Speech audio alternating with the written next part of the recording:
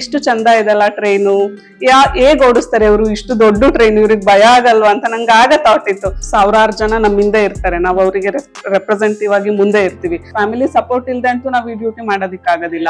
ರಾತ್ರಿ ಹತ್ಲಾ, ಏನ್ ಮಾಡುದ್ಲು ಅಮ್ಮ ಅಂತ ಕನ್ವರ್ಸಿದ್ಲ, ಇದೇ ಯೋಚನೆಯಲ್ಲೇ ನಾವು ನೈಟ್ ಶಿಫ್ಟ್ ನ ಕಳೆದ್ ಬಿಡ್ತೀವಿ. ನಾನು ಗಂಡ್ಸು, ನಾನ್ ಯಾಕೆ ಮನೆ ಕೆಲಸ ಮಾಡ್ಬೇಕು, ಹೆಂಡತಿ ಆಗಿರೋಳ್ದು ಅಷ್ಟೇ ಅದು ಕೆಲಸ, ನಂದೇನ್ ಅದ್ ಕೆಲಸ ಅಲ್ಲ ಅಂತಾರೆ. ಬಟ್ ನನ್ನ ಹಸ್ಬೆಂಡ್ ಆತರ ಇಲ್ಲ. ಸ್ಟೇಷನ್ಸ್ ಅಲ್ಲಿ ಕ್ಯಾಬ್ ಚೇಂಜ್ ಮಾಡಿ ಮತ್ತೆ ನಾವು ಟ್ರ್ಯಾಕ್ ನ ಚೇಂಜ್ ಮಾಡ್ಬೇಕಾಗುತ್ತೆ. ಅದೆಲ್ಲ ತುಂಬಾ ರೆಸ್ಪಾನ್ಸಿಬಲ್. ಸೊ ನಮ್ ರೆಸ್ಪಾನ್ಸಿಬಿಲಿಟಿ ಟ್ರೈನ್ ಒಳಗಡೆ ಇರೋ ಪ್ಯಾಸೆಂಜರ್ಸ್ ಮಾತ್ರ ಅಲ್ಲ, ಪ್ಲಾಟ್ಫಾರ್ಮ್ ಅಲ್ಲಿ ಇರೋ ಪ್ಯಾಸೆಂಜರ್ಸ್ ನಾವು ನೋಡ್ಬೇಕಾಗುತ್ತೆ. ಡೈಲಿ ನಾವು ಹೊಸ ಹೊಸ ಪ್ಯಾಸೆಂಜರ್ಸ್ ನ ನೋಡ್ತಾ ಇರ್ತೀವಿ, ಖುಷಿ ಆಗುತ್ತೆ. ಇದು ನಂಗೆ ತುಂಬಾ ಚಾಲೆಂಜಿಂಗ್ ಜಾಬ್, ಜೊತೆಲಿ ನನಗೆ ತುಂಬಾ ಖುಷಿ ಇದೆ ಟ್ರೈನ್ ಡ್ರೈವ್ ಮಾಡೋದಿಕ್ಕೆ. ಫಸ್ಟ್ ಟ್ರೈನ್ ಆಪರೇಟರ್ ನಾನೇನೆ. ಊರಲ್ಲೆಲ್ಲ ತುಂಬಾ ಖುಷಿ ಇದೆ. ಅವ್ರ ಮಗಳು ವಿದ್ಯಾ ಅಂತ ಹೇಳ್ತಾ ಇದ್ರು. ಈಗೆಲ್ಲ ಹೋದ್ರೆ ವಿದ್ಯಾ ಅವ್ರ ಅಪ್ಪ ಇವ್ರು, ವಿದ್ಯಾ ಅವ್ರ ಅಮ್ಮ ಇವ್ರು ಅಂತ ನಂಗೆ ಇನ್ಸ್ಪಿರೇಷನ್ ಬಂದು ಅಪ್ಪ ಅಮ್ಮ ಅಂತಾನೆ ಹೇಳ್ಬೋದು.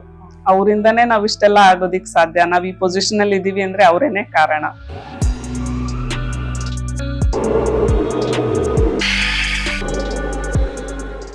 Hello everyone, welcome to Vijaya Karnataka.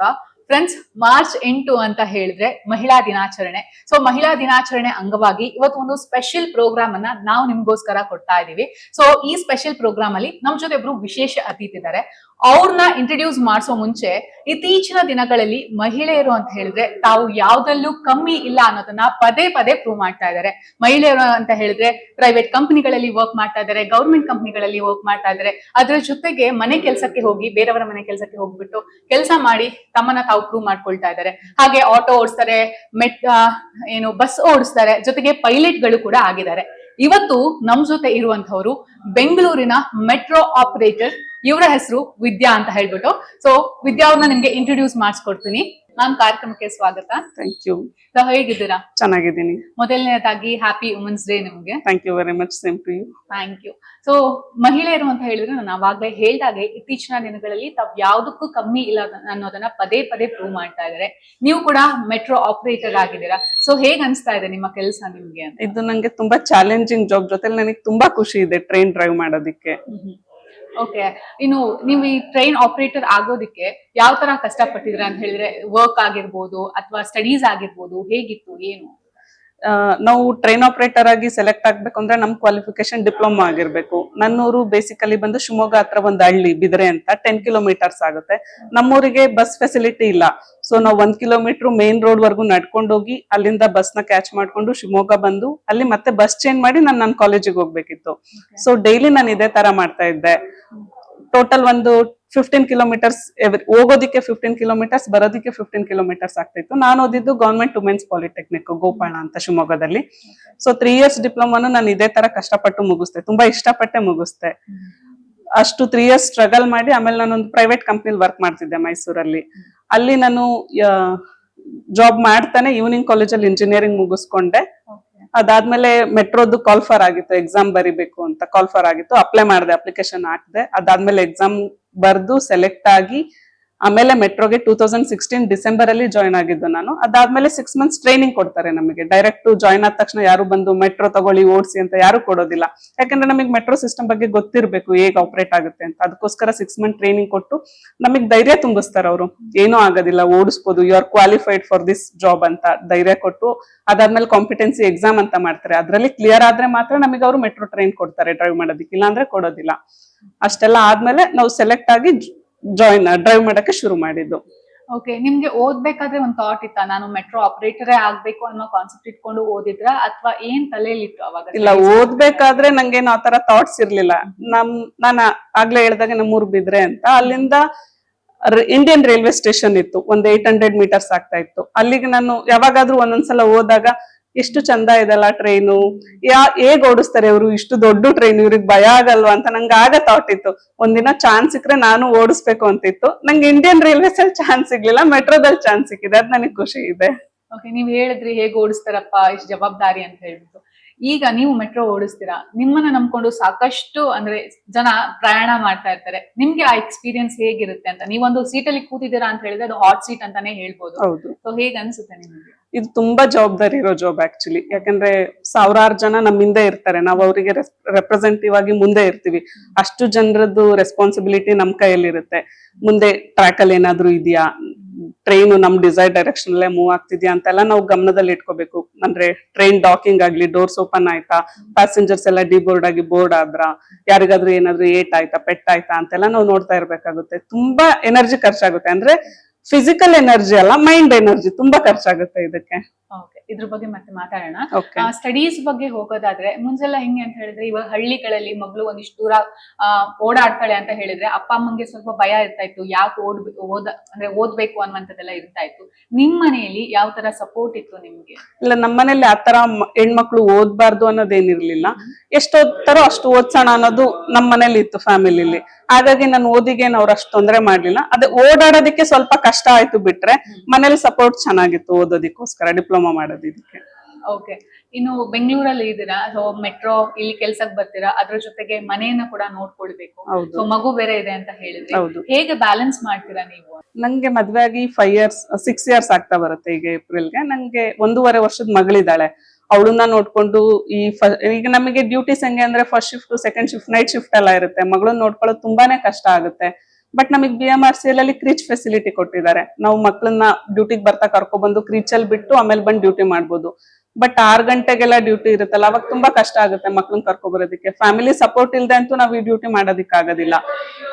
So husband ಕೂಡ ಮನೇಲಿ ತುಂಬಾ ಹೆಲ್ಪ್ ಮಾಡ್ತಾರೆ. ಅವ್ರ ಹೆಲ್ಪ್ ಇಂದಾನೆ ಆಕ್ಚುಲಿ ನಾವು ಈ ಜಾಬ್ ನ ಖುಷಿಯಿಂದ ಮಾಡ್ತಿದೀವಿ, ಸ್ಟ್ರೆಸ್ ಫ್ರೀ ಆಗಿ ಮಾಡ್ತಿದೀವಿ ಅಂತ ಹೇಳ್ಬೋದು. ನೈಟ್ ಶಿಫ್ಟ್ ಅಲ್ಲೆಲ್ಲ ಇದ್ದಾಗ ನಮಗೆ ನೈಟ್ ಕ್ರೀಚ್ ಫೆಸಿಲಿಟಿ ಇಲ್ಲ. ಅಂದ್ರೆ ತುಂಬಾ ಅದು ಅವರಿಗೂ ತೊಂದರೆ ಆಗುತ್ತೆ ನೈಟ್ ಅಲ್ಲಿ ಕ್ರೀಚಲ್ಲಿ ಮಕ್ಳನ್ನ ನೋಡ್ಕೊಳ್ಳೋದಿಕ್ಕೆ. ಏನಾದ್ರು ಆದ್ರೇನೋ ಭಯ ಕೂಡ ಇರುತ್ತೆ. ಕ್ರೀಚ್ ಫೆಸಿಲಿಟಿ ಕೊಟ್ಟಿಲ್ಲ. ಮಗುನ ಮನೇಲೆ ಬಿಟ್ಟು ಬರ್ಬೇಕು ನಾವು. ಡ್ಯೂಟಿಗೆ ಬಂದಾಗೂ ಹೆಂಗೆ ಅಂದ್ರೆ ಏನ್ ಮಾಡ್ತಿದ್ದಾಳೆ ಮಗಳು ಅಂತಾನೆ ಯೋಚನೆ ಆಗ್ಬಿಡುತ್ತೆ. ತುಂಬಾ ಭಯ ಆಗುತ್ತೆ. ಮನೆಗೆ ಹೋಗೋವರೆಗೂ ಅಳ್ತಾ, ರಾತ್ರಿ ಹತ್ಲಾ, ಏನ್ ಮಾಡುದ್ಲು ಅಮ್ಮ ಅಂತ ಕನ್ವರ್ಸಿದ್ಲಾ, ಇದೇ ಯೋಚನೆಯಲ್ಲೇ ನಾವು ನೈಟ್ ಶಿಫ್ಟ್ ನ ಕಳೆದ್ ಬಿಡ್ತೀವಿ. ಮನೆಗೆ ಹೋಗಿ ಯಾವಾಗ ಮಗಳು ಮುಖ ನೋಡ್ತೀವೋ ಅಂತ ಅನಿಸ್ತಾ ಇರುತ್ತೆ ನಮಗೆ.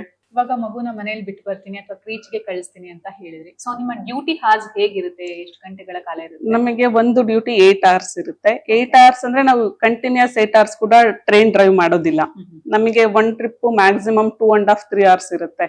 ಸೊ ಆ ಟೈಮಲ್ಲಿ ನಾವು ಫೋನ್ ನ ಕ್ಯಾರಿ ಮಾಡೋಕ್ ಆಗಲ್ಲ ಟ್ರೈನ್ಗೆ. ಯಾಕಂದ್ರೆ ಫೋನ್ ತಗೊಂಡೋದ್ರೆ ನಮ್ಮ ಮೈಂಡ್ ಡಿಸ್ಟ್ರಾಕ್ಟ್ ಆಗುತ್ತೆ. ನಮ್ದು ಜಾಬ್ ಏನಿದೆ ಅದು ನಾವು ಕಂಪ್ಲೀಟ್ ಆಗಿ ಮಾಡೋದಿಕ್ಕಾಗಲ್ಲ, ವಿತ್ ರೆಸ್ಪಾನ್ಸ್ ಮಾಡೋದಿಕ್ಕಾಗೋದಿಲ್ಲ. ಸೊ ನಾವು ಫೋನ್ ನ ಇಲ್ಲೇ ಕ್ರೂ ಅಲ್ಲೇ ಬಿಟ್ಟೋಗಿರ್ತೀವಿ, ಟ್ರೈನಿಗೆ ವಿತೌಟ್ ಫೋನ್ ಹೋಗಿರ್ತೀವಿ. ಆಗ್ಲೂ ಕೂಡ ನಮಗೆ ಯಾರ್ದಾದ್ರು ಕಾಲ್ ಬಂದಿದ್ಯಾ, ಯಾರಿಗಾದ್ರೂ ಏನಾದ್ರು ಆಗಿದ್ಯಾ ಅನ್ನೋ ಯೋಚನೆ ಕೂಡ ಇರುತ್ತೆ. ಮಕ್ಳಿಗೆ ಹುಷಾರಿಲ್ಲ ಅಂದಾಗ ಏನಾದ್ಲು, ಏನು ಅಳ್ತಾ ಇದ್ದಾಳ, ಕೆಮ್ಮಿದ್ಯಾ, ಜ್ವರ ಬಂದಿದ್ಯಾ ಅಂತಾನೆ ಯೋಚನೆ ಇರುತ್ತೆ. ನಾವು ಟ್ರಿಪ್ ಮುಗಿಸ್ಕೊಂಡ್ ಬಂದ್ಮೇಲೆ ನಾವು ಫೋನ್ ನೋಡಕ್ ಆಗೋದು. ಅಲ್ಲಿವರೆಗೂ ನಾವು ಫೋನ್ ನ ಯೂಸ್ ಮಾಡಕ್ ಆಗೋದಿಲ್ಲ. ಓಕೆ, ಇಂತ ಎಮರ್ಜೆನ್ಸೀಸ್ ಯಾವ್ದಾದ್ರು ಆಗಿದ್ಯಾ? ಅಂದ್ರೆ 7 years ಎಕ್ಸ್ಪೀರಿಯನ್ಸ್ ಅಂತ ಹೇಳಿದ್ರಿ, ಏನಾದ್ರು ಒಂದು ಎಮರ್ಜೆನ್ಸಿ ಕಾಲ್ ಬಂದಿದ್ದು ನೀವು ಟ್ರೈನ್ ಓಡಿಸೋದಕ್ಕೆ ಹೋದಾಗ ಅಂತದ್ ಏನಾದ್ರು? ಆಕ್ಚುಲಿ ನಾನು ಈ ತರ ಟ್ರೈನ್ ಡ್ರೈವ್ ಮಾಡಕ್ ಹೋದಾಗ ಒಂದ್ಸಲ ನಮ್ಮ ಅಜ್ಜಿ ತೀರ್ಕೊಬಿಟ್ಟಿದ್ರು. ನನಗೆ ಟ್ರಿಪ್ ಮುಗಿಸ್ಕೊ ಬಂದ್ಮೇಲೆನೆ ನನಗೆ ಅಂದ್ರೆ ತುಂಬಾ ಮಿಸ್ ಕಾಲ್ ಇತ್ತು. ಏನಾಯ್ತು ಅಂತ ಕಾಲ್ ಮಾಡಿ ಕೇಳಿದಾಗ, ಇಲ್ಲ ಅಜ್ಜಿ ಈ ತರ ಎಕ್ಸ್ಪೈರ್ ಆಗಿದ್ದಾರೆ ಅಂತ ಹೇಳಿದ್ರು. ತುಂಬಾ ಬೇಜಾರಾಯ್ತು. ಆ ಟೈಮಲ್ಲಿ ನಾನು ಹೋಗಕ್ ಆಗಿಲ್ಲ, ಊರಿಗೆ ಹೋಗ್ಬೇಕಲ್ಲ. ಆ ಟೈಮಲ್ಲಿ ಬೇಜಾರಾಯ್ತು. ಬಟ್ ಏನ್ ಮಾಡಕ್ಕಾಗುತ್ತೆ, ಆ ಫ್ಯಾಮಿಲಿ ಡ್ಯೂಟಿ ಜೊತೆ ಇಲ್ಲಿ ಕೂಡ ವರ್ಕ್ ಕೂಡ ಅಷ್ಟೇ ಮುಖ್ಯ ಅಲ್ವಾ. ಸೊ ನಾವು ಆ ಡ್ಯೂಟಿನ ಕಂಪ್ಲೀಟ್ ಮಾಡ್ಕೊಂಡು ಆಮೇಲೆ ಲೀವ್ ತಗೊಂಡು ಊರಿಗೆ ಹೋದೆ ನಾನು. ಓಕೆ, ನಿಮ್ಮ ಈ ಜಾಬ್ಗೆ ಬ್ಯಾಕ್ ಬೋನ್ ಅಂತ ಹೇಳಿದ್ರೆ ಯಾರು? ನನ್ನ ಹಸ್ಬೆಂಡ್, ಫ್ಯಾಮಿಲಿ ತುಂಬಾ ಸಪೋರ್ಟಿವ್ ಹೌದು, ಆಗಿದ್ದಾರೆ. ತುಂಬಾ ಸಪೋರ್ಟಿವ್ ಇದ್ದಾರೆ. ಓಕೆ, ಅವ್ರು ಏನ್ ವರ್ಕ್ ಮಾಡ್ತಾ ಇದ್ದಾರೆ? ನನ್ನ ಹಸ್ಬೆಂಡ್ ಝೆನ್ಮೀಟರ್ಸ್ ಅಲ್ಲಿ ಅಸಿಸ್ಟೆಂಟ್ ಮ್ಯಾನೇಜರ್ ಆಗಿ ವರ್ಕ್ ಮಾಡ್ತಾ ಇದ್ದಾರೆ. ಅವ್ರದ್ದು ಜನರಲ್ ಶಿಫ್ಟ್ ಟೈಮಿಂಗ್ಸ್ ಇರೋದ್ರಿಂದ, ನಮಗಿಲ್ಲಿ first shift, second shift, night shift ಇರೋದ್ರಿಂದ ಅವರು ಶಿಫ್ಟ್ ಅಲ್ಲಿ ವರ್ಕ್ ಮಾಡ್ತಿದ್ರೆ ನನಗೆ ತುಂಬಾ ಕಷ್ಟ ಆಗ್ತಿತ್ತು. ಒಬ್ರಾದ್ರೂ ಜನರಲ್ ಶಿಫ್ಟ್ ಅಲ್ಲಿ ಇರ್ಬೇಕು ಫ್ಯಾಮಿಲಿಲಿ. ಸೊ ಅವಾಗ ಮಾತ್ರ ಬ್ಯಾಲೆನ್ಸ್ ಮಾಡಕ್ ಆಗುತ್ತೆ, ಇಲ್ಲಾಂದ್ರೆ ಕಷ್ಟ ಆಗುತ್ತೆ. ಕೆಲವೊಬ್ಬ ಗಂಡಂದಿರು ಹೇಗಿರ್ತಾರೆ ಅಂತ ಹೇಳಿದ್ರೆ, ಹೆಣ್ಮಕ್ಳು ಕೆಲ್ಸಕ್ಕೆ ಹೋಗೋದ್ ಬೇಡ, ಮನೆಯಲ್ಲೇ ಇರ್ಲಿ, ಅವ್ರದ್ದೇನೋ ಒಂದು ಮೈಂಡ್ ಸೆಟ್ ಅಲ್ಲಿ ಇರುತ್ತೆ. ಸೊ ನಿಮ್ಮ ಗಂಡ ನಿಮ್ಗೆ ತುಂಬಾ ಸಪೋರ್ಟಿವ್ ಆಗಿದ್ದಾರೆ ಅಂತ ಹೇಳಿದ್ರೆ, ಹೌದು. ಸೊ ಹೇಗ್ ಅನ್ಸುತ್ತೆ ನಿಮ್ಗೆ? ಎಷ್ಟು ಖುಷಿ ಆಗುತ್ತೆ ಅವ್ರ ಬಗ್ಗೆ? ನಂಗೆ ತುಂಬಾ ಖುಷಿ ಆಗುತ್ತೆ. ಯಾಕಂದ್ರೆ ಈಗ ಮನೆಲ್ಲ, ಈಗ ಬೇರೆ ಹಸ್ಬೆಂಡ್ಸ್ ಎಲ್ಲ ಥಾಟ್ ಹೆಂಗಿರುತ್ತೆ ಅಂದ್ರೆ, ನಾನು ಗಂಡ್ಸು, ನಾನ್ ಯಾಕೆ ಮನೆ ಕೆಲಸ ಮಾಡ್ಬೇಕು, ಹೆಂಡತಿ ಆಗಿರೋಳ್ದು ಅಷ್ಟೇ ಅದು ಕೆಲಸ, ನಂದೇನ್ ಅದು ಕೆಲಸ ಅಲ್ಲ ಅಂತಾರೆ. ಬಟ್ ನನ್ನ ಹಸ್ಬೆಂಡ್ ಆತರ ಇಲ್ಲ. ಮನೆ ಕೆಲ್ಸದಲ್ಲೂ ಕೂಡ ಹೆಲ್ಪ್ ಮಾಡ್ತಾರೆ. ಅಂದ್ರೆ ಅದು ಅವ್ರ ರೆಸ್ಪಾನ್ಸಿಬಿಲಿಟಿ, ಅವ್ರ ವರ್ಕ್ ನ ಶೇರ್ ಮಾಡ್ಕೋತಾರೆ ಮನೆ ಕೆಲ್ಸದಲ್ಲಿ. ಮಗಳನ್ನ ನೋಡ್ಕೊಳ್ಳೋ ವಿಷಯದಲ್ಲೂ ಅಷ್ಟೇ.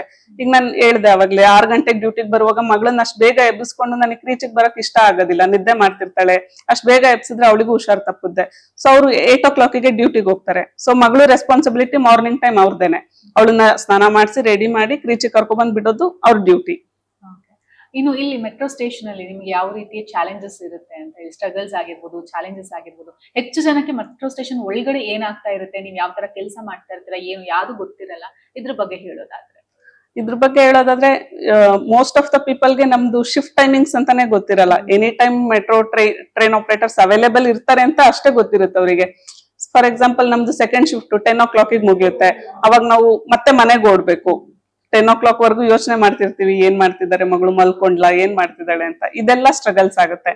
ಅದು ಬಿಟ್ರೆ ಇಲ್ಲಿ ಸೀನಿಯರ್ಸ್ ಎಲ್ಲ ತುಂಬಾ ಕೋಆಪರೇಟಿವ್ ಇದಾರೆ. ಮ್ಯಾನೇಜ್ಮೆಂಟ್ ಆಗ್ಲಿ ಸೀನಿಯರ್ಸ್ ಆಗ್ಲಿ ತುಂಬಾ ಕೋಆಪರೇಟಿವ್ ಇದಾರೆ. ಏನೇ ಗೊತ್ತಿಲ್ಲ ಅಂದ್ರೂ ಹೇಳ್ಕೊಡ್ತಾರೆ. ಹಿಂಗಲ್ಲ, ಈ ತರ ಮಾಡಿ ಈಸಿ ಆಗುತ್ತೆ ಅಂತೆಲ್ಲ ಹೇಳಿಕೊಡ್ತಾರೆ. ಸೊ ಜನರ ಮೈಂಡ್ ಸೆಟ್ ಇನ್ಕ್ಲೂಡಿಂಗ್ ನಂದು ಅಂತಾನೆ ಹೇಳ್ಬೋದು. ನಾವೇನ್ ಮಾಡ್ತೀವಿ ಅಂದ್ರೆ ಮೆಟ್ರೋ ಹತ್ತೀವಿ, ಇಳಿತೀವಿ, ಆ ಹರಿಬರಿಯಲ್ಲಿ ಇರ್ತೀವಿ. ಸೊ ಮೆಟ್ರೋ ಆಪರೇಟರ್ಸ್ ನ ನೋಡಿದಾಗ ಇವ್ರದೇನ್ ಆರಾಮ್ ಕೆಲಸ, ಕುತ್ಕೊಂಡು 2 ಬಟನ್ ಒತ್ತಾರೆ, ಸೊ ನಮ್ಮನ್ನ ಓಡಾಡ್ಸ್ತಾರೆ ಅನ್ನುವಂತ ಥಾಟ್ ಇದೆ. ಸೊ ನಿಮ್ಗೆ ಇದ್ರ ಹಿಂದಿನ ಕಷ್ಟಗಳು ಹೇಗಿರುತ್ತೆ, ಏನು? ನೀವ್ ಹೇಳ್ದಾಗೆ ತುಂಬಾ ಜನಕ್ಕೆ ಆತರ ಮೈಂಡ್ ಸೆಟ್ ಇದೆ. ಟ್ರೈನ್ ಆಪರೇಟರ್ ಏನು ಆರಾಮಾಗಿ ಕೂತಿದ್ದಾರೆ ಅಂದ್ರೆ ಈಗ ಇತ್ತೀಚೆಗೆ ಮೆಟ್ರೋ ತುಂಬಾ ರಶ್ ಆಗುತ್ತೆ. ಕೆಲವರಂತೂ ತುಂಬಾ ಪ್ಯಾಸೆಂಜರ್ಸ್ ನಿಂತ್ಕೊಂಡಿರ್ತಾರೆ. ಅವ್ರಿಗೆ ಏನ್ ಫೀಲ್ ಆಗುತ್ತೆ ಅಂದ್ರೆ, ನೋಡು ಮುಂದೆ ಟ್ರೈನ್ ಆಪರೇಟರ್ ಎಷ್ಟು ಆರಾಮಾಗಿ ಕೂತಿದ್ದಾರೆ, ನಾವ್ ಇಲ್ಲಿ ನಿಂತ್ಕೋಬೇಕು. ಎಸಿ ಇರುತ್ತೆ, ಬಟ್ ಅಂದ್ರೂ ಮ್ಯಾಕ್ಸಿಮಮ್ ಅಂದ್ರೆ 1 hour 20 minutes ಒಂದ್ ಲೈನ್ ಕಂಪ್ಲೀಟ್ ಆಗೋದಿಕ್ಕೆ. ಅಷ್ಟು ಟೈಮ್ ಅವರಿಗೆ ನಿಂತ್ಕೊಳ್ಳೋದಿಕ್ಕೆ ಕಷ್ಟ ಆಗುತ್ತೆ ಪಾಪ ಯಾರಿಗೆ ಆದ್ರೂ. ಅವ್ರಿಗೆ ಅನ್ಸುತ್ತೆ ಇವ್ರು ಆರಾಮಾಗಿ ಕೂತಿದ್ದಾರೆ ಕ್ಯಾಬ್ ಅಲ್ಲಿ ಒಬ್ರೇನೆ, ನಾವಿಲ್ಲಿ ನಿಂತ್ಕೋಬೇಕು ಅಂತ. ಬಟ್ ನಮಗೆ ಎಷ್ಟು ರೆಸ್ಪಾನ್ಸಿಬಿಲಿಟಿ ಇರುತ್ತೆ ಅಂದ್ರೆ, ಅಷ್ಟು ಜನದ ಜೀವ ನಮ್ ಕೈಯಲ್ಲಿರುತ್ತೆ. ನಾವ್ ಅಷ್ಟು ಸೇಫ್ ಆಗಿ ಅವ್ರನ್ನ ಕರ್ಕೊಂಡು ಹೋಗ್ಬಿಡ್ಬೇಕು. ಅವ್ರಿಗೆ ಅವ್ರ ಫ್ಯಾಮಿಲಿ ಅವ್ರಿಗೆ ವೆಯ್ಟ್ ಮಾಡ್ತಾ ಇರುತ್ತೆ. ನಮಿಗೂ ಅದೇ ತರ ನಮ್ ಫ್ಯಾಮಿಲಿ ವೆಯ್ಟ್ ಮಾಡ್ತಾ ಇರುತ್ತೆ. ಓಕೆ, ನನ್ನ ಹೆಂಡತಿ ಕೆಲ್ಸಕ್ ಹೋಗಿದ್ದಾಳೆ, ಮುಗಿಸ್ಕೊಂಡ್ ಬರ್ತಾಳೆ ಅಂತ ವೆಯ್ಟ್ ಮಾಡ್ತಾ ಇರ್ತಾರೆ.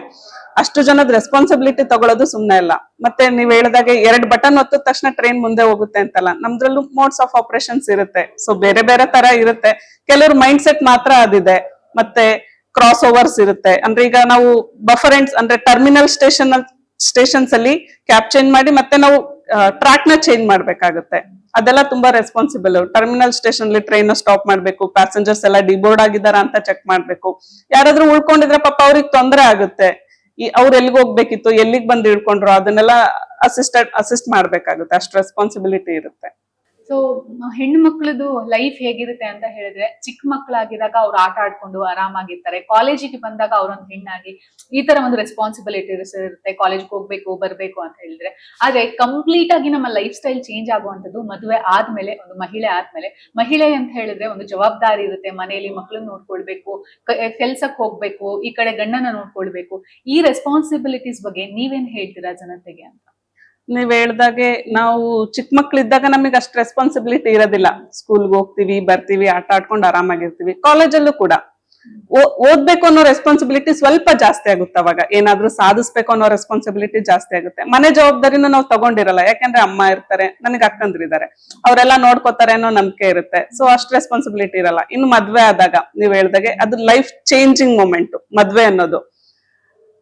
ಮದ್ವೆ ಆದಾಗ ಹೇಗಾಗುತ್ತೆ ಅಂದ್ರೆ, ನಾವು ಇಷ್ಟು ದಿನ ಇದ್ವಲ್ಲ, ಆ ಮೊಮೆಂಟೇ ಫುಲ್ ಚೇಂಜ್ ಆಗೋಗುತ್ತೆ. ಅದ್ ಏನ್ ಅನ್ಕೊಂಡಿದ್ವೋ ಆ ತರ ಇರೋದೇ ಇಲ್ಲ. ಮನೆ ರೆಸ್ಪಾನ್ಸಿಬಿಲಿಟಿ ತಗೋಬೇಕು. ಈಗ ಕೆಲ್ಸಕ್ ಬರ್ತಿದೀವಿ ಅಂದ್ರೆ ಕೆಲ್ಸದ್ದು ಜವಾಬ್ದಾರಿ ತಗೋಬೇಕು. ಮಕ್ಳಾದ್ಮೇಲಂತೂ ಮಕ್ಳು ಜವಾಬ್ದಾರಿನೂ ತಗೋಬೇಕು. ಜೊತೆಲಿ ನಮ್ಮನ್ನು ನಾವು ನೋಡ್ಕೋಬೇಕು. ಇಷ್ಟೆಲ್ಲ ಚಾಲೆಂಜಸ್ ಇರುತ್ತೆ ಮಹಿಳೆಗೆ. ಇನ್ನು ಮೆಟ್ರೋಗೆ ಹತ್ತೋ ಹರಿಬಿರಿಯಲ್ಲಿ ಜನ ಏನ್ ಮಾಡ್ತಾರೆ ಅಂತ ಹೇಳಿದ್ರೆ, ಓಡ್ ಬಂದು ಮೆಟ್ರೋ ಹತ್ತುವಂಥದ್ದು, ಅಥವಾ ಫುಲ್ ರಶ್ ಇದ್ರು ಒಳಗಡೆ ತಳ್ಳಿ ನಿಂತ್ಕೊಳ್ಳಕ್ಕೆ ಟ್ರೈ ಮಾಡ್ತಾರೆ. ಆಗ ಕೆಲವೊಂದ್ಸತಿ ಅವರೇ ಸಿಗಾಕೊಳ್ಳುವಂಥದ್ದು ಡೋರ್ಗೆ, ಅಥವಾ ಬ್ಯಾಗ್ ಸಿಗಾಕೊಳ್ಳೋದು, ಇಂಥದ್ದು ಕೇಸಸ್ ಎಲ್ಲ ನಾವು ನೋಡಿದಿವಿ ಮೆಟ್ರೋದಲ್ಲಿ ಓಡಾಡ್ಬೇಕಾದ್ರೆ. ಆ ಸಂದರ್ಭದಲ್ಲಿ ನೀವೇನ್ ಮಾಡ್ತೀರಾ?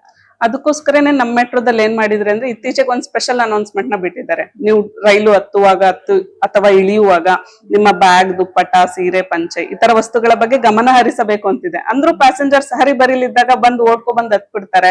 ಬ್ಯಾಗ್ ಅಬ್ಸ್ಟ್ರಕ್ಟ್ ಆಗೋದಿರ್ಬೋದು, ಸಾರಿ ಅಥವಾ ದುಪ್ಪಟ್ಟ, ಸಮ್ಟೈಮ್ಸ್ ಅವರೇ ಬಂದು ಅಬ್ಸ್ಟ್ರಕ್ಟ್ ಆಗೋ ಚಾನ್ಸಸ್ ಇರುತ್ತೆ. ಅಂತ ಕಂಡೀಷನ್ ಅಲ್ಲಿ ಇಫ್ ಪಾಸಿಬಲ್ ನಾವು ಇನ್ನೊಂದ್ಸಲ ಡೋರ್ ಓಪನ್ ಮಾಡಿ ಕ್ಲೋಸ್ ಮಾಡಕ್ ಟ್ರೈ ಮಾಡ್ತೀವಿ. ಯಾಕಂದ್ರೆ ಡೋರ್ ಅಬ್ಸ್ಟ್ರಕ್ಷನ್ ಆಗಿರುತ್ತೆ, ನಮ್ದು ಕ್ಲೋಸ್ ಆಗೋದಿಲ್ಲ ಡೋರು. ಸೊ ಆತರ ಮಾಡಿದಾಗ ಅವರು ಮೇ ಬಿ ಹತ್ಕೋಬಹುದು, ಅಥವಾ ಇನ್ ಕೇಸ್ ಅವ್ರಿಗೆ ಏನಾದ್ರು ಏಟ್ ಆಯ್ತು, ಏನಾದ್ರು ಮೆಡಿಕಲ್ ಎಮರ್ಜೆನ್ಸಿ ಇತ್ತು ಅಂತ ಹೇಳಿದ್ರೆ ನಾವು ಆ ಪರ್ಟಿಕ್ಯುಲರ್ ಸ್ಟೇಷನ್ ಕಂಟ್ರೋಲರ್ಗೆ ಇನ್ಫಾರ್ಮ್ ಮಾಡ್ತೀವಿ. ಪ್ಯಾಸೆಂಜರ್ ಗೆ ಮೇ ಬಿ ಮೆಡಿಕಲ್ ಹೆಲ್ಪ್ ಬೇಕಾಗುತ್ತೆ ಅನ್ಸುತ್ತೆ, ಸೊ ಸ್ವಲ್ಪ ಚೆಕ್ ಮಾಡಿ ಅಂತ. ಸೊ ನಮ್ ರೆಸ್ಪಾನ್ಸಿಬಿಲಿಟಿ ಟ್ರೈನ್ ಒಳಗಡೆ ಇರೋ ಪ್ಯಾಸೆಂಜರ್ಸ್ ಮಾತ್ರ ಅಲ್ಲ, ಪ್ಲಾಟ್ಫಾರ್ಮ್ ಅಲ್ಲಿ ಇರೋ ಪ್ಯಾಸೆಂಜರ್ಸ್ ನಾವು ನೋಡ್ಬೇಕಾಗುತ್ತೆ. ಫಾರ್ ಎಕ್ಸಾಂಪಲ್ ನಮ್ ಟ್ರೈನ್ ನೆಕ್ಸ್ಟ್ ಪ್ಲಾಟ್ಫಾರ್ಮ್ ಎಂಟ್ರಿ ಆಗ್ತಾ ಇರುತ್ತೆ, ಆ ಪ್ಲಾಟ್ಫಾರ್ಮ್ ಅಲ್ಲಿ ಯಾರೋ ಸುಸ್ತಾಗಿ ಕೂತಿದ್ದಾರೆ ಅಥವಾ ಬಿದ್ದಿದ್ದಾರೆ, ಅದನ್ನು ಕೂಡ ನಾವು ಚೆಕ್ ಮಾಡ್ಬಿಟ್ಟು ಸ್ಟೇಷನ್ ಕಂಟ್ರೋಲರ್ ಇನ್ಫಾರ್ಮ್ ಮಾಡ್ತೀವಿ. ಓಕೆ, ನೀವ್ ಇವಾಗ ವೈಟ್ ಫೀಲ್ಡ್ ಅಲ್ಲಿ ಮೆಟ್ರೋ ನೀವು ಕುತ್ಕೊಂಡ್ರಿ ಅಂತ ಹೇಳಿದ್ರೆ, ನೆಕ್ಸ್ಟ್ ಇವಾಗ ಚಲ್ಗಟ್ಟದಲ್ಲಿ ಇಳಿತೀರಾ ಅಂದ್ರೆ ಎಕ್ಸ್ಚೇಂಜ್ ಆಗ್ತೀರಾ, ಅಲ್ಲಿ ಯಾವ ತರ ಅದು ಪ್ರೋಸೆಸ್ ನಡೆಯುತ್ತೆ ಏನು? ಆಕ್ಚುಲಿ ಸದ್ಯಕ್ಕೆ ನಮ್ದು ಕ್ರೂ ಆಫೀಸ್ ಅಂದ್ರೆ ಸಿಬ್ಬಂದಿ ನಿಯಂತ್ರಣ ಇರೋದು ಬೈಯಪ್ಪನಹಳ್ಳಿಲಿ. ನಮ್ದು ಯಾವ ತರ ಇದೆ ಅಂದ್ರೆ ಬೈಯಪ್ಪನಹಳ್ಳಿಯಿಂದ ವೈಟ್ ಫೀಲ್ಡ್ ಗೆ ಹೋಗಿ ಬರ್ತೀವಿ, ಅದು ಒಂದ್ ಟ್ರಿಪ್ ಅಂತ ಕನ್ಸಿಡರ್ ಆಗುತ್ತೆ. ನೆಕ್ಸ್ಟ್ ಬೈಯಪ್ಪನಹಳ್ಳಿ ಟು ಚಲಗಟ್ಟಗೆ ಹೋಗಿ ವಾಪಸ್ ಬರ್ತೀವಿ, ಅದು ಒಂದ್ ಟ್ರಿಪ್ ಆಗುತ್ತೆ. ಮತ್ತೆ ಪ್ಯಾಸೆಂಜರ್ಸ್ ಗೆ ಅನುಕೂಲ ಆಗ್ಲಿ ಅಂತ ರೀಸೆಂಟ್ ಆಗಿ Garudachar Palya, Pattandur Agrahara, Mysuru road short loops ಎಲ್ಲ ಮಾಡಿದ್ದಾರೆ. ಸೊ ತುಂಬಾ ವೆರೈಟೀಸ್ ಆಫ್ ಟ್ರಿಪ್ಸ್ ಇರುತ್ತೆ ನಮ್ಮ ಹತ್ರನು. ಇವಾಗ ನಮ್ಗೆ ಹೆಂಗೆ ಅಂತ ಹೇಳಿದ್ರೆ, ಆಫೀಸಿಗೆ ಒಂದ್ 15 ಕಿಲೋಮೀಟರ್ ಹೋಗಿ ಬಂದ್ರೆ ಹಬ್ಬ ಇವತ್ತು ಸುಸ್ತಾಯ್ತು, ಅಷ್ಟು ದೂರ ಹೋಗಿದೆ ಟ್ರಾಫಿಕ್ ಅಲ್ಲಿ, ಇಷ್ಟು ದೂರ ಹೋಗಿದೆ ಟ್ರಾಫಿಕ್ ಅಲ್ಲಿ ಅಂತ ಮಾತಾಡ್ಕೊಳ್ತೀವಿ, ಸುಸ್ತು ಮಾಡ್ಕೊಳ್ತೀವಿ.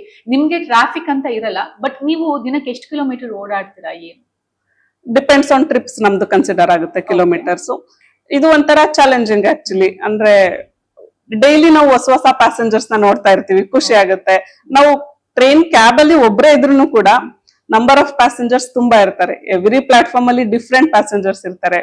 For example non sometimes white field ಕಡೆ ಎಲ್ಲ ನೋಡಿದಾಗ ನಾಗಾಲ್ಯಾಂಡ್ ಅಂದ್ರೆ ಅವ್ರ ಕಲ್ಚರ್ ಡ್ರೆಸ್ ಎಲ್ಲ ಹಾಕೊಂಡು ಅವ್ರು ಇರ್ತಾರಲ್ಲ, ಖುಷಿ ಆಗುತ್ತೆ. ಓಕೆ, ನಮ್ ಮೆಟ್ರೋದಲ್ಲೂ ತುಂಬಾ ಜನ ಟ್ರಾವೆಲ್ ಮಾಡ್ತಾರೆ ಅಂತ ವೆರೈಟೀಸ್ ಆಫ್ ಪೀಪಲ್ ನ ನೋಡಿ ಖುಷಿ ಆಗುತ್ತೆ. ದಿನಕ್ಕೆ ಒಂದು ನೀವು 80 ಕಿಲೋಮೀಟರ್ಸ್ ಓಡಾಡ್ತೀರಾ ಹಿಂಗೆ ಡಿಸ್ಟೆನ್ಸ್ ವೈಸ್ ಹೋಗೋದಾದ್ರೆ? ಜಾಸ್ತಿನೇ ಆಗುತ್ತೆ ಆಕ್ಚುಲಿ, ಜಾಸ್ತಿನೇ ಆಗುತ್ತೆ. ಆಕ್ಚುಲಿ ಅಷ್ಟು ನಮ್ಗೆ ನಾ ಆಗ್ಲೇ ಹೇಳ್ದಾಗೆ 15 ಕಿಲೋಮೀಟರ್ಸ್ ಓಡಾಡಿದ್ರೆ ನನಗೆ ಅದು ದೊಡ್ಡ ವಿಷಯ ಆಗುತ್ತೆ. ಬಟ್ ನೀವು ಟ್ರೈನ್ ಅಲ್ಲಿ ಟ್ರಾಫಿಕ್ ಇಲ್ಲದೆ ಅಷ್ಟು ಓಡಾಡ್ತೀರಾ ಅಂತ ಹೇಳಿದ್ರು, ಅದು ಒಂಥರ ಗ್ರೇಟ್ ಅಂತಾನೆ ಹೇಳ್ಬೋದು. ಇನ್ನು ನಮ್ಗೆ ಒಂದ್ ಡೌಟ್ ಅಂತ ಹೇಳಿದ್ರೆ, ಇವಾಗ ಟ್ರೈನ್ ಅಲ್ಲಿ ಏನೋ ಒಂದು ವಸ್ತುನ ನಾವು ಕಳ್ಕೊಳ್ತೀವಿ ಅಥವಾ ಒಂದು ಬ್ಯಾಗ್ ಏನೋ ಬಿಟ್ಟು ಹೋಗ್ತೀವಿ, ನೆಕ್ಸ್ಟ್ ಬಂದ್ ಅದನ್ನ ಕಲೆಕ್ಟ್ ಮಾಡ್ಕೊಳ್ಳೋದು ಹೇಗೆ ಏನು ಅಂತ ಒಂದಿಷ್ಟು ಜನಕ್ಕೆ ಅದ್ರ ಬಗ್ಗೆ ಐಡಿಯಾನೇ ಇಲ್ಲ. ಅಂತ ಸಂದರ್ಭದಲ್ಲಿ ಏನ್ ಮಾಡ್ಬೇಕು ನಾವು? ಅಂತ ಸಂದರ್ಭದಲ್ಲಿ ನೀವು ಯಾವ ನಿಲ್ದಾಣದಲ್ಲಿ ಇಳ್ಕೊತೀರಾ ಆ ನಿಲ್ದಾಣ ನಿಯಂತ್ರಕರನ್ನ ಭೇಟಿ ಮಾಡಿದ್ರು ಆಗುತ್ತೆ. ನಾನು ಈ ತರ ವಸ್ತು ಕಳ್ಕೊಂಡಿದ್ದೆ ಅಂತ ಕಂಪ್ಲೇಂಟ್ ಕೊಟ್ರು ಆಗುತ್ತೆ. ಇನ್ ಕೇಸ್ ಅವತ್ತೇ ಸಿಕ್ಕರೆ ಅಂದ್ರೆ ಆ ಟ್ರೈನ್ ಟರ್ಮಿನಲ್ ಸ್ಟೇಷನ್ ಗೆ ರೀಚ್ ಆದಾಗ ಅಲ್ಲಿ ಆ ವಸ್ತು ಅನ್ಅಟೆಂಡೆಡ್ ಆಗಿದ್ರೆ ಆ ಸ್ಟೇಷನ್ ಕಂಟ್ರೋಲರ್ಗೆ ಅದನ್ನ ಹ್ಯಾಂಡ್ ಓವರ್ ಮಾಡ್ತಾರೆ. ಸೊ ನೀವು ಯಾವ ಸ್ಟೇಷನ್ ಅಲ್ಲಾದ್ರೂ ಕೂಡ ಕಂಪ್ಲೇಂಟ್ ಕೊಡ್ಬೋದು. ವಸ್ತು ಎಲ್ಲಿದೆ ಅಂತ ತರ್ಸಿ ಕೊಡ್ತಾರೆ. ಅವತ್ತೇ ತರ್ಸ್ಕೊಡಕ್ ಆಗದೆ ಇದ್ರು ಕೂಡ ವೇಟ್ ಮಾಡಿದ್ರೆ 1-2-3 ಡೇಸ್ ಅಲ್ಲಿ ನಿಮಗೆ ಸಿಗುತ್ತೆ, ಮತ್ತೆ ಬಂದು ನೀವು ಕಲೆಕ್ಟ್ ಮಾಡ್ಕೋಬಹುದು. ಓಕೆ, ಇವಾಗ ಒಂದ್ ಕ್ವೆಶನ್ ಏನಪ್ಪಾ ಅಂತ ಹೇಳಿದ್ರೆ, ಎಕ್ಸಾಂಪಲ್ ಇವಾಗ ಅಮ್ಮ ಮಗಳು ಇರ್ತಾಳೆ, ಮಗಳು ಹೊರಗಡೆನೆ ಇರ್ತಾಳೆ, ಅಮ್ಮ ಮಿಸಾಕ್ ಟ್ರೈನ್ ಬಿಡ್ತಾಳೆ. ಅಂತ ಸಂದರ್ಭದಲ್ಲಿ ಮಗಳನ್ ಬಿಟ್ಬಿಟ್ಟೆ ಅನ್ನೋ ಅಂತ ಟೆನ್ಷನ್ ಅಮ್ಮನಿಗಿರುತ್ತೆ. ಸೊ ಏನ್ ಮಾಡ್ಬೇಕು ಅಂತ? ಅಂತ ಟೈಮಲ್ಲಿ ಅಮ್ಮಂದ್ರು ಹೋಗ್ಬಿಟ್ಟು ನೆಕ್ಸ್ಟ್ ಸ್ಟೇಷನ್ ಅಲ್ಲಿ ಇಟ್ಕೊಂಡು ಆ ಸ್ಟೇಷನ್ ಕಂಟ್ರೋಲರ್ ಇನ್ಫಾರ್ಮ್ ಮಾಡಿದ್ರೆ ಅವ್ರು ಇಡೀ ಲೈನ್ ಸ್ಟೇಷನ್ ಕಂಟ್ರೋಲರ್ಸ್ಗೆ ಇನ್ಫಾರ್ಮ್ ಮಾಡ್ತಾರೆ. ಸೊ ಅಮ್ಮ ಇಲ್ಲಿದ್ದಾರೆ, ಮಗಳು ಮಿಸ್ ಆಗಿದ್ರೆ ಅವ್ರನ್ನ ಇಲ್ಲಿ ಕಳಿಸ್ಕೊಡಿ ಅಂತ ಹೇಳ್ತಾರೆ. ಇನ್ನ ಕೆಲವೊಂದ್ ಸಿಚುವೇಶನ್ಸ್ ಅಂದ್ರೆ ಟ್ರೈನ್ ಅಲ್ಲಿ ಯಾರಾದ್ರೂ ಪ್ಯಾಸೆಂಜರ್ಸ್ ಅನ್ಕಾನ್ಶಿಯಸ್ ಆಗೋದು ಆ ತರನು ಇರುತ್ತೆ. ಅಂತ ಟೈಮಲ್ಲಿ ನಾವು ಚೆಕ್ ಮಾಡ್ಬಿಟ್ಟು ನೆಕ್ಸ್ಟ್ ಸ್ಟೇಷನ್ ಕಂಟ್ರೋಲರ್ ಇನ್ಫಾರ್ಮ್ ಮಾಡ್ಬೇಕು, ಈ ತರ ಅನ್ಕಾನ್ಶಿಯಸ್ ಆಗಿದ್ದಾರೆ ಅಥವಾ ಏನೋ ಮೆಡಿಕಲ್ ಹೆಲ್ಪ್ ಬೇಕು ಅವರಿಗೆ. ಸೊ ನಾವು ಇನ್ಫಾರ್ಮ್ ಮಾಡೋ ಅಷ್ಟ್ರಲ್ಲಿ ನೆಕ್ಸ್ಟ್ ಸ್ಟೇಷನ್ ಅಲ್ಲಿ ಪ್ಲಾಟ್ಫಾರ್ಮ್ ಅಲ್ಲಿ ಸ್ಟೇಷನ್ ಕಂಟ್ರೋಲರ್ ಅವೈಲೇಬಲ್ ಇರ್ತಾರೆ. ಸೊ ಅವ್ರು ಬಂದು ಚೆಕ್ ಮಾಡ್ತಾರೆ, ಏನಾದ್ರು ಮೆಡಿಕಲ್ ಹೆಲ್ಪ್ ಬೇಕಾ ಅಂತ ಚೆಕ್ ಮಾಡಿ ಪ್ಯಾಸೆಂಜರ್ಸ್ಗೆ ಹೆಲ್ಪ್ ಮಾಡ್ತಾರೆ. ರೀಸೆಂಟ್ ಆಗಿ ಒಂದ್ ಇನ್ಸಿಡೆಂಟ್ ಆಯ್ತು, ಒಂದು ಮೆಟ್ರೋ ತುಂಬಾ ಡಿಲೇ ಆಯ್ತು ಅಂತ ಹೇಳ್ಬಿಟ್ಟು ತುಂಬಾ ಜನ ಪ್ಯಾಸೆಂಜರ್ಸ್ಗೂ ಕೂಡ ಕಷ್ಟ ಆಗಿತ್ತು. ಸೊ ಅಂತ ಇನ್ಸಿಡೆಂಟ್ ಗಳಾದಾಗ ಲಾಸ್ಟ್ ವೀಕ್ ಇದೇ ಮಂತ್ ಅಲ್ಲಿ ನಾನು ಕೇಳ್ಪಟ್ಟಾಗೆ, ಸೊ ಅಂತ ಟೈಮಲ್ಲಿ ಅದು ಟೆಕ್ನಿಕಲ್ ಇಶ್ಯೂ ಆಗಿತ್ತು. ಅಂತ ಟೈಮಲ್ಲೂ ಕೂಡ ನಾವು ಟೆಕ್ನಿಕಲ್ ಇಶ್ಯೂ ಆದ್ರೂ ಕೂಡ ವಿತ್ ಸೇಫ್ಟಿ, ಫಸ್ಟ್ ನಮ್ ಮೆಟ್ರೋದು ಏನ್ ಪ್ರಿಯಾರಿಟಿ ಅಂದ್ರೆ safety first priority. With safety delay service ಇತ್ತು, ಬಟ್ ಸರ್ವಿಸ್ ನಾವು ಸ್ಟಾಪ್ ಮಾಡಿರ್ಲಿಲ್ಲ, ಡಿಲೇ ಸರ್ವಿಸ್ ನಾವು ಕೊಟ್ಟಿದ್ವಿ. ಇನ್ನು ನಿಮ್ಮ ಮೇಲೆ ನೀವು ಯಾವ ತರ ಯಾವಾಗ ಕಾನ್ಸಂಟ್ರೇಟ್ ಮಾಡ್ತೀರಾ? ಎಲ್ಲಾ ಮಹಿಳೆಯರು ಕೂಡ ಅವರ ಲೈಫ್ ಬಗ್ಗೆ ಕೇರ್ ತಗೊಳ್ಬೇಕಾಗುತ್ತೆ. ಸೊ ನೀವು ಈ ಬಿಸಿ ಶೆಡ್ಯೂಲ್ ಅಲ್ಲಿ ಹೇಗೆ ನಿಮ್ಮ ಬಗ್ಗೆ ನೀವು ಕೇರ್ ತಗೊಳ್ತೀರಾ? ಟೈಮ್ ಸಿಗುತ್ತಾ ಅದಕ್ಕೆ? ಓಕೆ, ನಮ್ದು ಡ್ಯೂಟಿ 8 hours ಅಂದ್ರೆ ಪರ್ ಡೇ 24 hours ಇರುತ್ತೆ. 8 hours ಹೋದ್ರೂ ಕೂಡ ಇನ್ನ 16 hours ನಮಗೋಸ್ಕರನೇ ಇರುತ್ತೆ. ಆ ಟೈಮಲ್ಲಿ ನಾವು ನಮ್ ಬಗ್ಗೆ ಕಾನ್ಸಂಟ್ರೇಟ್ ಮಾಡ್ಕೋಬಹುದು, ಅಂತ ಟಫ್ ಅನ್ಸೋದಿಲ್ಲ ನಮಗೆ. ಆಕ್ಚುಲಿ ಹೇಳ್ಬೇಕಂದ್ರೆ ಜಾಸ್ತಿ ಟೈಮೇ ಸಿಗುತ್ತೆ ಅಂತ ಹೇಳ್ಬೋದು. ಇನ್ನು ನಿಮ್ದು ಅಷ್ಟು ರಿಸ್ಕಿ ಕೆಲಸ ಅಂತ ಹೇಳಿದ್ರೆ 750 ವೋಲ್ಟೇಜ್ ಇರುವಂತ ಒಂದು ಎಲೆಕ್ಟ್ರಿಕ್ ಗಾಡಿಯಲ್ಲಿ ಕುತ್ಕೊಂಡಿರ್ತೀರಾ. ಸೊ ಹೇಗ್ ಅನ್ಸುತ್ತೆ? ಭಯ ಇರುತ್ತಾ ನಿಮ್ಗೆ? ಯಾವ ತರ ಇರುತ್ತೆ? ನಮ್ ಸಿಸ್ಟಮ್ ಎಲ್ಲ ಫುಲ್ ಸೇಫ್ ಗಾರ್ಡ್ ಆಗಿದೆ. ಆಕ್ಚುಲಿ 750 volts ಅಂದ್ರೆ ನಮಗೆ ಡೈರೆಕ್ಟ್ ಅದೇನು ಸಿಗೋದಿಲ್ಲ. ಎಲ್ಲಾ ಸಿಸ್ಟಮ್ಸ್ ಕೂಡ ತುಂಬಾ ಸೇಫ್ ಗಾರ್ಡ್ ಆಗಿ ಇಕ್ವಿಪ್ ಮಾಡಿ ಆಮೇಲೆ ಟ್ರೈನಿಗೆ ಅದು ವೋಲ್ಟೇಜ್ ಸಿಗುತ್ತೆ. ಸೊ ಅದೇನು ತೊಂದರೆ ಆಗೋದಿಲ್ಲ. ಟ್ರ್ಯಾಕಿಗೆ ಮಾತ್ರ ಯಾರು ಬೀಳ್ಬಾರ್ದು ಅನ್ನೋದು ನಮ್ದು ಮೇನ್ ಕನ್ಸರ್ನ್. ಇನ್ನು ನಿಮ್ಮ ಮನೆಯಲ್ಲಿ ನಿಮ್ಮ ಅಪ್ಪ ಆಗಿರ್ಬೋದು, ಅಮ್ಮನಿಗಾಗಿರ್ಬೋದು, ನೀವೊಂದು ಟ್ರೈನ್ ಆಪರೇಟ್ ಮಾಡ್ತಾ ಇದ್ದೀರಾ ಅಂತ ಹೇಳಿದ್ರೆ ಅವ್ರಿಗೆ ಎಷ್ಟು ಖುಷಿ ಇದೆ, ಪ್ರೌಡ್ ಫೀಲ್ ಮಾಡ್ತಾರೆ ಅವರು? ಹಾ, ಇದ್ರ ಬಗ್ಗೆ ಹೇಳ್ಬೇಕು ಅಂದ್ರೆ ನಮ್ಮ ಹಳ್ಳಿಲಿ ಫಸ್ಟ್ ಇಂಜಿನಿಯರಿಂಗ್ ಮುಗಿಸಿದ್ದು ಲೇಡಿ ನಾನೇನೆ. ಓ ನೈಸ್. ಟ್ರೈನ್ ಆಪರೇಟರ್ ಕೂಡ ನಾನೇನೆ, ನಮ್ಮೂರಿಂದ ಫಸ್ಟ್ ಟ್ರೈನ್ ಆಪರೇಟರ್ ನಾನೇನೆ. ಊರಲ್ಲೆಲ್ಲ ತುಂಬಾ ಖುಷಿ ಇದೆ. ಮುಂಚೆ ಎಲ್ಲ ಹೆಂಗೆ ಅಂದ್ರೆ ಅವ್ರ ಮಗಳು ವಿದ್ಯಾ ಅಂತ ಹೇಳ್ತಾ ಇದ್ರು. ಈಗೆಲ್ಲ ಹೋದ್ರೆ ವಿದ್ಯಾ ಅವ್ರ ಅಪ್ಪ ಇವ್ರು, ವಿದ್ಯಾ ಅವ್ರ ಅಮ್ಮ ಇವ್ರು ಅಂತ ಹೇಳ್ತಾರೆ. ಅದ್ ನನಗೆ ತುಂಬಾ ಖುಷಿ ಆಗುತ್ತೆ. ಅಪ್ಪ ಅಮ್ಮಂಗೂ ತುಂಬಾ ಪ್ರೌಡ್ ಫೀಲ್ ಇದೆ ಅದ್ರ ಬಗ್ಗೆ. ಒಂಥರ ಫೇಮಸ್ ಆಗ್ಬಿಟ್ಟಿದ್ದೀರಾ ನೀವು ಆ, ಊರಲ್ಲಿ ಟ್ರೈನ್ ಆಪರೇಟರ್ ಅಂದ್ರೆ ಒಬ್ಬರೇ ಇರೋದು ವಿದ್ಯಾ ಅನ್ನೋ ತರ ಆಗ್ಬಿಟ್ಟಿದೆ. ಅವ್ರು ಬಂದು ನಿಮ್ಗೆ ಸಾಕಷ್ಟು ಪ್ರಶ್ನೆಗಳನ್ನ ಕೇಳ್ಬೋದು, ಹಿಂಗಾದ್ರೆ ಹಂಗಾಗಿರುತ್ತೆ. ಆ ಸಂದರ್ಭದಲ್ಲಿ ನಿಮ್ಗೆ ಹೇಗ್ ಅನ್ಸುತ್ತೆ, ಏನು ಅಂತ, ಎಷ್ಟು ಖುಷಿ ಆಗುತ್ತೆ? ಖುಷಿ ಆಗುತ್ತೆ. ಜೊತೆಲಿ ಅವ್ರಿಗೆ ಗೊತ್ತಿರೋದಿಲ್ಲ ಅಲ್ವಾ, ನಮ್ ಸಿಸ್ಟಮ್ ಬಗ್ಗೆ ಹೇಳ್ಕೊಡ್ಬೇಕು ಅಂತ ಅವರಿಗೂ ಒಂದ್ ನಾಲೆಡ್ಜ್ ಇರುತ್ತೆ. ನೆಕ್ಸ್ಟ್ ಟೈಮ್ ಇನ್ ಕೇಸ್ ಅವ್ರು ಬಂದು ಮೆಟ್ರೋದಲ್ಲಿ ಟ್ರಾವೆಲ್ ಮಾಡ್ಬೇಕು ಅಂದ್ರೆ ಓಕೆ ವಿದ್ಯಾ ಈ ತರ ಹೇಳಿದ್ರು, ನಾವ್ ಅದನ್ನ ಫಾಲೋ ಮಾಡಿದ್ರೆ ಏನು ತೊಂದರೆ ಆಗೋದಿಲ್ಲ ಅಂತ ಅವ್ರಿಗೂ ಖುಷಿ ಅನ್ಸುತ್ತೆ. ನಿಮ್ಗೆ ಇನ್ಸ್ಪಿರೇಷನ್ ಅಂದ್ರೆ ಯಾರು, ಜೊತೆಗೆ ರೋಲ್ ಮಾಡೆಲ್ ಅಂತ ಹೇಳಿದ್ರೆ ಯಾರು? ನಂಗೆ ಇನ್ಸ್ಪಿರೇಷನ್ ಬಂದು ಅಪ್ಪ ಅಮ್ಮ ಅಂತಾನೆ ಹೇಳ್ಬೋದು. ಅವರಿಂದಾನೇ ನಾವ್ ಇಷ್ಟೆಲ್ಲ ಆಗೋದಿಕ್ ಸಾಧ್ಯ. ನಾವ್ ಈ ಪೊಸಿಷನ್ ಅಲ್ಲಿ ಇದೀವಿ ಅಂದ್ರೆ ಅವರೇನೆ ಕಾರಣ. ಇನ್ಸ್ಪಿರೇಷನ್ ಅವರು ನಂಗೆ. ಸೊ ಸಾಕಷ್ಟು ಇನ್ಫಾರ್ಮೇಶನ್ ತಿಳಿಸ್ಕೊಟ್ರಿ ನೀವು. ಕೊನೆಯದಾಗಿ ಮಹಿಳಾ ದಿನಾಚರಣೆ ಅಂಗವಾಗಿ ಸಾಕಷ್ಟು ಮಹಿಳೆಯರಿದ್ದಾರೆ, ಅವ್ರಿಗೆಲ್ಲ ಏನ್ ಹೇಳೋದಕ್ಕೆ ಇಷ್ಟಪಡ್ತೀರಾ? ಎಲ್ಲರಿಗೂ ಮಹಿಳಾ ದಿನಾಚರಣೆಯ ಶುಭಾಶಯಗಳು. ಫಸ್ಟ್ ಮಹಿಳೆ ಇಂಡಿಪೆಂಡೆಂಟ್ ಆಗ್ಬೇಕು. ಫ್ಯಾಮಿಲಿ ಇಂಡಿಪೆಂಡೆಂಟ್ ಆದಾಗ್ಲೇ ಅವಳಿಗೊಂದು ಗೌರವ ಸ್ಥಾನಮಾನ ಸಿಗುತ್ತೆ. ಡಿಪೆಂಡೆನ್ಸಿ ಎಲ್ಲಾ ಫ್ಯಾಮಿಲಿಲೂ ಒಂದೇ ತರ ಇರುತ್ತೆ ಅಂತ ಹೇಳಕ್ಕಾಗಲ್ಲ. ಕೆಲವು ಫ್ಯಾಮಿಲಿಲಿ ರೆಸ್ಪೆಕ್ಟ್ ಕೊಡ್ತಾರೆ, ಇನ್ ಕೆಲವು ಫ್ಯಾಮಿಲಿಲಿ ಕೊಡೋದಿಲ್ಲ. ಸೊ ಫಸ್ಟ್ ಇಂಡಿಪೆಂಡೆಂಟ್ ಆದ್ರೆ ಅವಳು ಡೆವಲಪ್ ಆದ್ರೇನೆ ಕೂಡ, ಈಗ ಸ್ತ್ರೀ ಜಾಗೃತಿ ಅಥವಾ ವುಮೆನ್ ಡೆವಲಪ್ಮೆಂಟ್ ಆದ್ರೇನೆ ಸಿಟಿ ಡೆವಲಪ್ ಆಗುತ್ತೆ. ಸಿಟಿ ಡೆವಲಪ್ ಆದ್ರೆ ಸ್ಟೇಟ್ ಡೆವಲಪ್ ಆಗುತ್ತೆ. ಸ್ಟೇಟ್ ಆದ್ರೆ country development. So women development ಗೆ ತುಂಬಾ ನಾವು ಒತ್ತು ಕೊಡ್ಬೇಕಾಗುತ್ತೆ. ಸೊ ವಿದ್ಯಾ ಅವರೇ, ಇಲ್ಲಿ ತನಕ ನಿಮ್ ಬಗ್ಗೆ ಆಗ್ಲಿ ಅಥವಾ ಮೆಟ್ರೋ ಟ್ರೈನ್ ಸ್ಟೇಷನ್ ಬಗ್ಗೆ ಸಾಕಷ್ಟು ಇನ್ಫಾರ್ಮೇಶನ್ ತಿಳಿಸ್ಕೊಟ್ರಿ. ತುಂಬಾ ಥ್ಯಾಂಕ್ಸ್ ನಿಮ್ಗೆ. ಧನ್ಯವಾದಗಳು. ಧನ್ಯವಾದಗಳು ನಿಮಗೂ ಕೂಡ.